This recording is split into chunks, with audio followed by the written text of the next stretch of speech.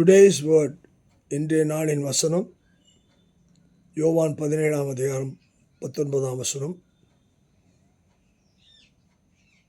தலைப்பு: சத்தியத்தினாலே பரிசுத்தமாக்கப்படுதல். இன்றைக்கு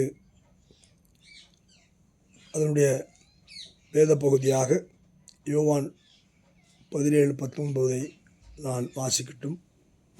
அவர்களும் சத்தியத்தினாலே பரிசுத்தமாக்கப்பட்டவர்களாகும்படி அவளுக்காக நானும் என்னைத்தானே பரிசுத்தமாக்குகிறேன்.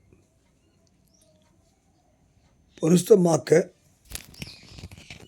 முதலாவது நாம் பரிசுத்தமாக்கப்பட வேண்டும். நாம் பரிசுத்தமாக்கப்படும் போது தான் மற்றவர்களை பரிசுத்தமாக்க முடியும். சத்திய ஆவியானவர் உங்களில் வரும்போது அவர் உங்களை சகல சத்தியத்துக்குள்ளும் வழி நடத்துகிறார். அதைத்தான் இந்த வசனம் நமக்கு சொல்லுகிறது. இயேசு சொன்னார், நானே வழியும் சத்தியமும் ஜீவனுமாக இருக்கிறேன். சத்தியத்தில் நாம் நடக்கிறோம் என்றால் நாம் மற்றவர்களை சத்தியத்துக்குள்ளாய் வழி நடத்த முடியும். ஆனபடிதான் இயேசு சொன்னார், அவளுக்காக நானும் என்னைத்தானே பரிசுத்தமாக்குகிறேன்.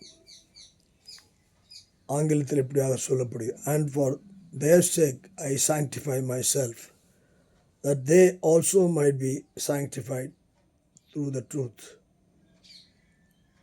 நாம் பரிசுத்தமாகும்போது நாம் மற்றவர்களை பரிசுத்தமாக்க முடியும்.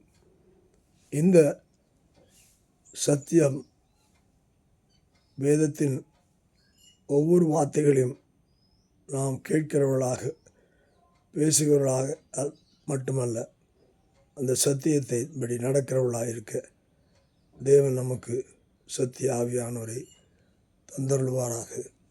ஆமென்.